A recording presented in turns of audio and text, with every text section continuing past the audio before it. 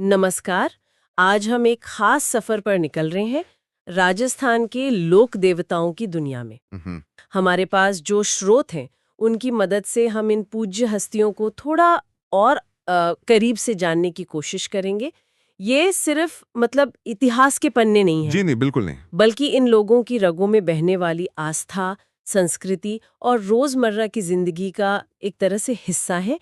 तो आज हम क्या खोजने निकले हैं? देखिए, हमारा मकसद है इन स्रोतों के जरिए ये समझना कि गोगा जी, तेजा जी, देवनारायण जी, पाबू जी, मल्लीनाथ जी और रामदेव जी ये कौन थे, इनकी कहानियां क्या हैं और क्यों आज भी राजस्थान के मानस पटल पर इनकी इतनी गहरी छाप है।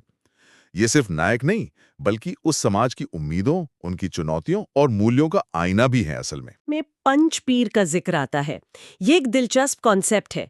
क्या स्रोत बताते हैं कि ये कौन है और इन्हें एक समूह के रूप में क्यों देखा जाता है?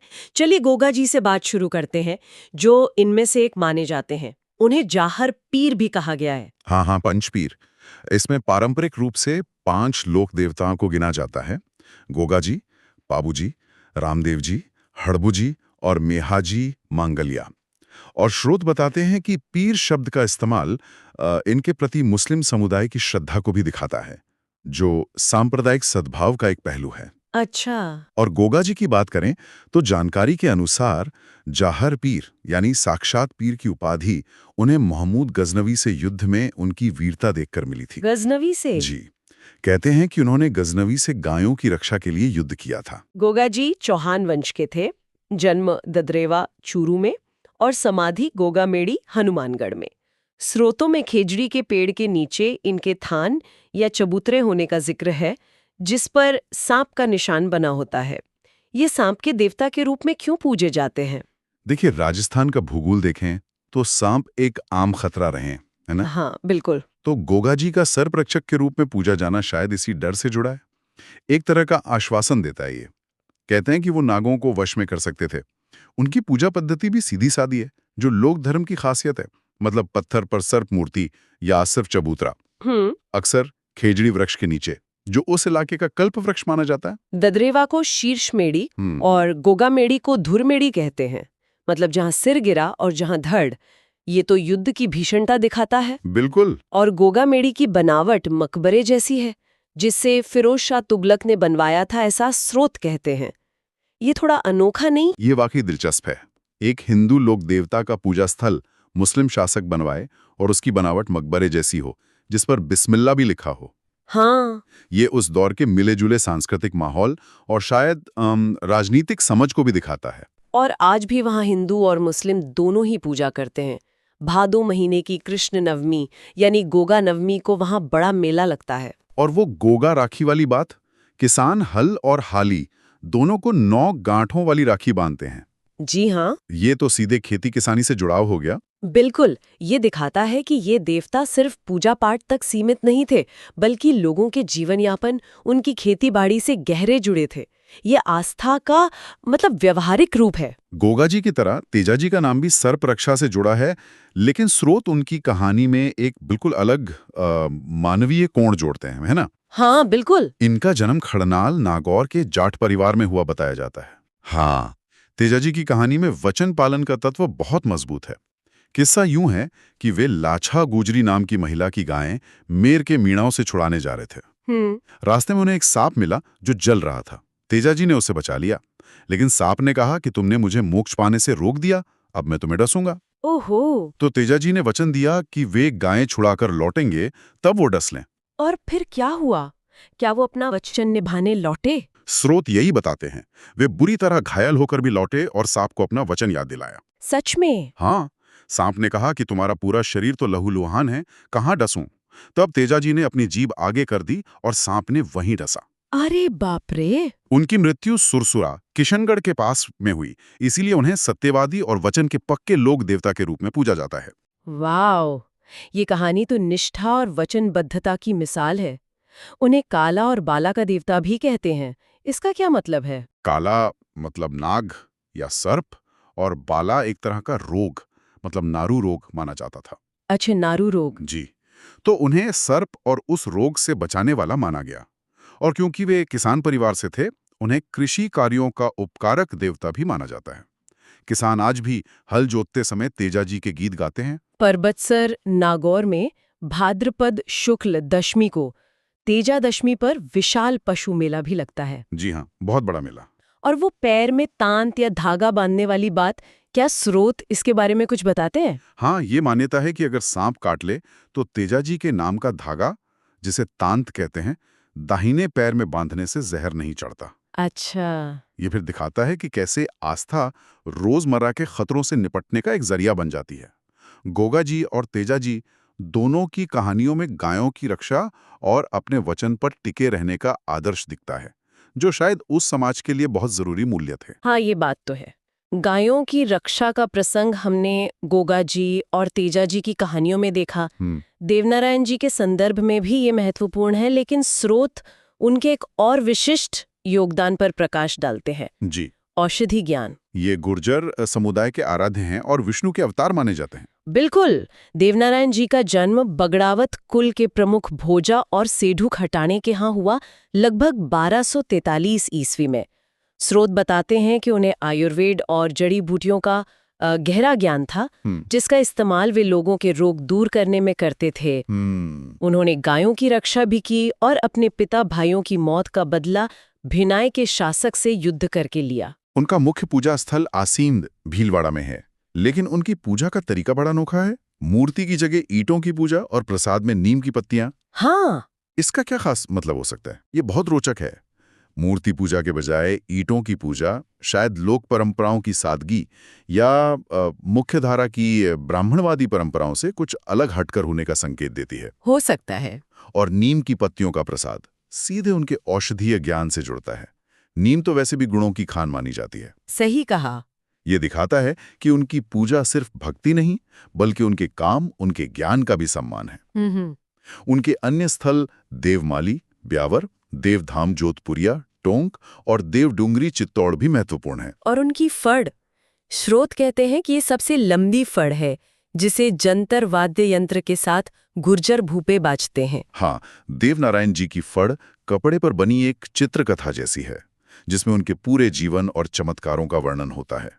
ये इतनी विस्तृत और कलात्मक है कि इसे राजस्थान की सबसे लंबी फड़ माना जाता है। अच्छा। गुर्जर भोपे इसे रात भर गाकर सुनाते हैं, जंतर नाम का वाद्य यंत्र बजाते हुए।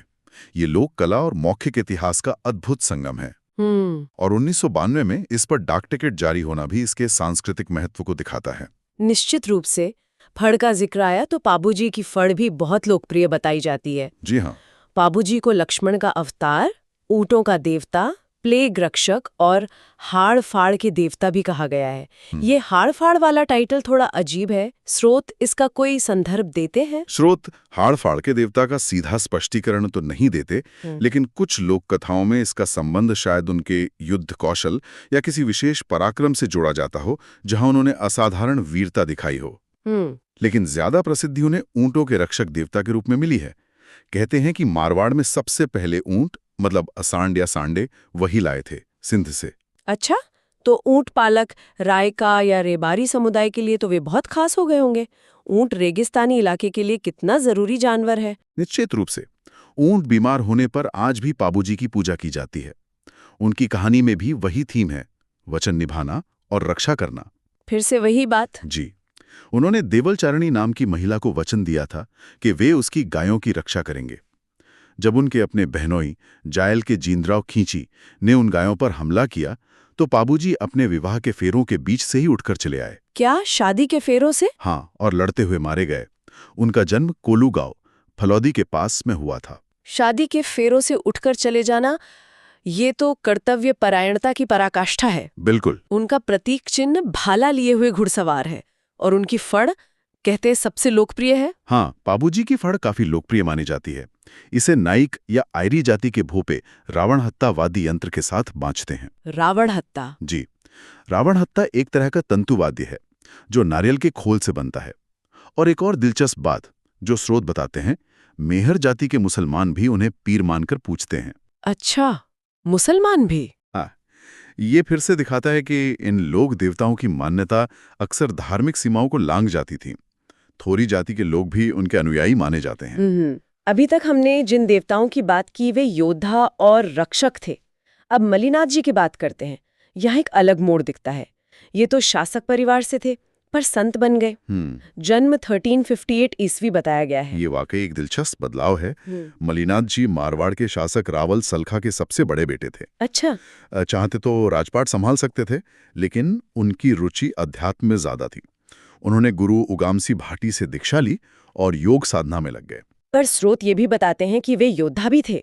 उन्होंने मालवा के सूबेदार निजामुद्दीन को हराया था।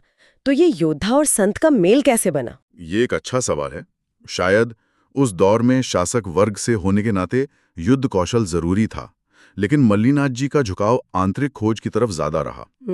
उन्होंने सत्ता का मोह छोड़कर भक्ति का मार्ग चुना। खास बात यह है कि उन्होंने निर्गुण भक्ति यानी निराकार ईश्वर की उपासना पर जोर दिया। निर्गुण भक्ति? जी, और जाति पाति का विरोध किया।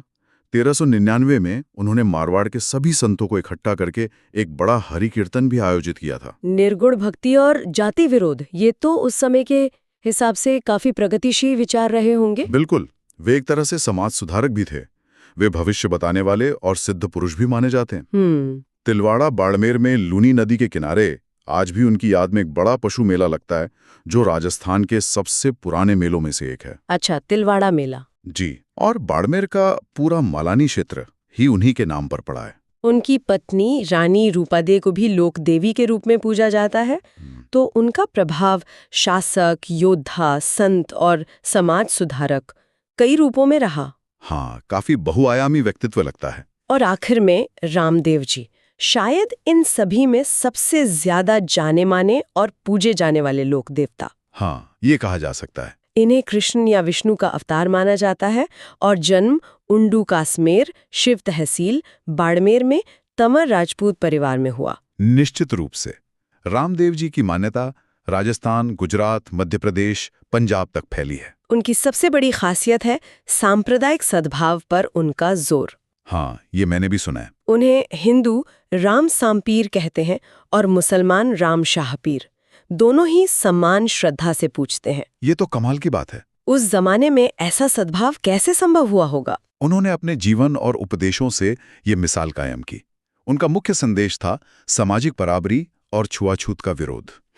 इसका सबसे बड़ा सबूत है उनका मेघवाल जाति की डालीबाई को अपनी धर्म बहन बनाना। अच्छा, डालीबाई। जी, कहते हैं कि डालीबाई ने रामदेव जी से एक दिन पहले जीवित समाधि ली थी। उन्होंने खुद भी 1458 ईस्वी में रुणीचा, जैसलमेर में जीवित समाधि ली। उन्होंने कामड़िया पंथ भी शुरू किया था।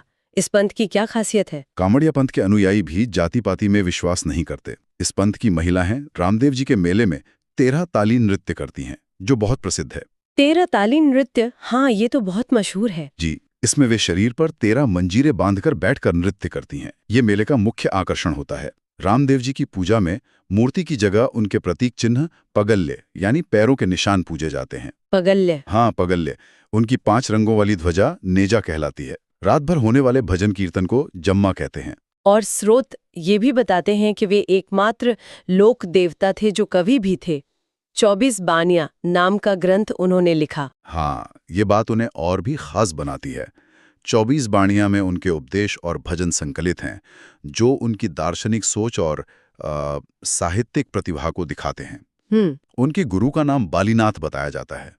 रामदेवरा यानी रुणीचा में भादो महीने की शुक्ल द्वितीया से एकादशी तक बहुत बड़ा मेला लगता है, जहां लाखों लोग बिना किसी भेदभाव के आते हैं। ये मेला आज भी सांप्रदायिक एकता की जीती जागती मिसाल है। सचमुच अद्भुत। तो इन सभी लोक देवताओं, गोगा जी, तेजा जी, देवनारायण जी, पाबू जी, मल्लिनाथ जी, रामदेव जी की कहानियों और मान्यताओं को जो हमने स्रोतों के आधार पर समझा, उससे कुछ सामान्य बातें या कहें तो पैटर्न उभर कर आते हैं क्या? हाँ, इन विवरणों को देखें तो कई दिलचस्प सूत्र मिलते हैं। बिल्कुल। पहला तो है शौर्य और संरक्षण का भाव। लगभग सभी की कहानियों में वीरता, खासकर गायों या आश्रितों की रक्षा प्रमुख है। हाँ, गायों की रक्षा बार बार आई। जी, गाय उस समय सिर्फ पशुधन नहीं बल्कि धर्म और समृद्धि का प्रतीक भी थी। इन्हें रक्षक के तौर पर देखा जाता था, सांपों से, बीमारियों से, लुटेरों से और यहां तक कि सामाजिक अन्याय से भी। दूसरा है दिव्यता से जुड़ाव। ज्यादातर को किसी न किसी बड़े देवता का अवतार माना गया। विष्णु, कृष्ण, लक्ष्मण, नागराज, ये उन्हें एक दैवीय पहचान देता है और लोगों की आस्था को गहरा करता है। सही। फिर स्थानीय जड़ें पर व्यापक पहचान।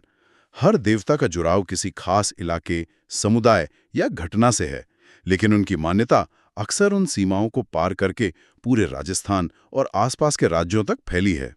जैसे रामदेव जी। बिल्कुल।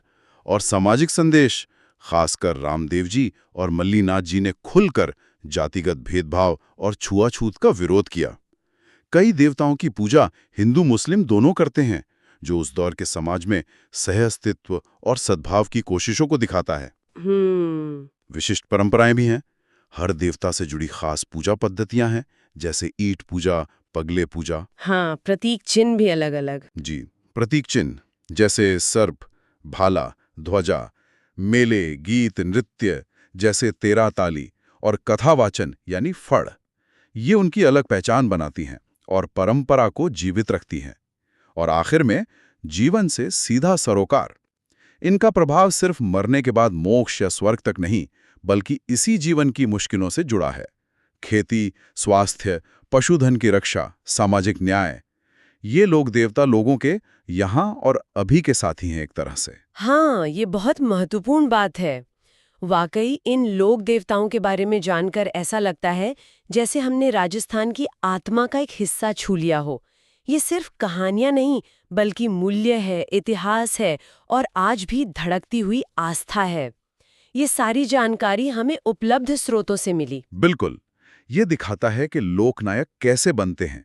वे अपने समय की जरूरतों, डर और उम्मीदों का जवाब देते हैं, चाहे वो गायों की रक्षा हो, बीमारी का इलाज या सामाजिक बराबरी की बात। तो जो कोई भी राजस्थान की संस्कृति को समझना चाहता है, उसके लिए इन लोक देवताओं को जानना बहुत जरूरी है। ये उस ताने बाने को समझने की कुंजी है जिसमें इतिहास, धर्म, समाज और रोजमर्रा की जिंदगी एक साथ बुने हुए हैं। एक आखिरी बात सोचने के लिए छोड़ जाता हूँ। स्रोतों में रामदेव जी जैसे देवताओं से जुड़े चमत्कारों, जिन्हें पर्चा देना कहते हैं, का भी जिक्र है। हाँ। परिचय। कभी सोचा है कि इन चमत्कारों की कहानियों ने कैसे उनकी लोकप्रियता को इतना बढ़ाया होगा? कैसे इन पर्चों में विश्वास ने न केवल अनुयायियों को जोड़ा होगा, बल्कि आज की बदलती दुनिया में भी उनकी आस्था को मजबूत बनाए रखा होगा? ये चमत्कार शायद सिर्फ कहानियां नहीं, बल्कि विश्वास को जिंदा रखने वाले सबसे शक्तिशाली तत्व हैं। सोचने